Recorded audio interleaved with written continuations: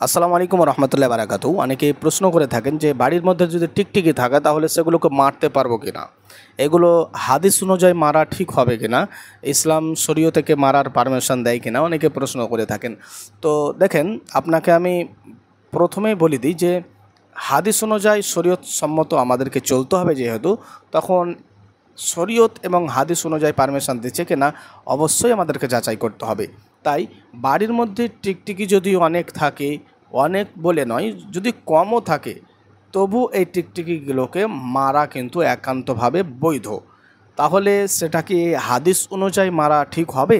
হ্যাঁ, শরীয়ত সম্মত এবং হাদিস সম্মত একে মারা একেবারে জায়েজ।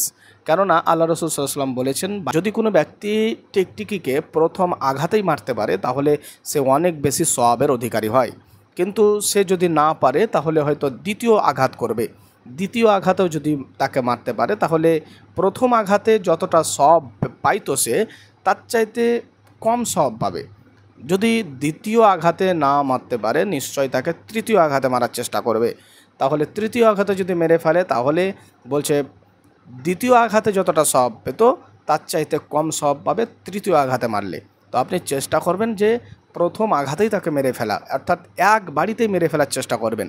তো এখানে প্রশ্ন আসতে পারে যে টিকটিকিকে কেন মারবে? ওটা একটা প্রাণী, আল্লাহর সৃষ্টি, কিন্তু কেন মারবে? দেখুন, টিকটিকিকে মারার আদেশ, টিকটিকিকে মারা কেন জায়েজ, এটা যদি আপনাকে জানতে হয় তাহলে আপনাকে সর্বপ্রথম জানতে হবে হজরত ইব্রাহিম আলাইহিস সালামকে যখন আগুনের মধ্যে দেওয়া হয়েছিল তখনকার ঘটনা।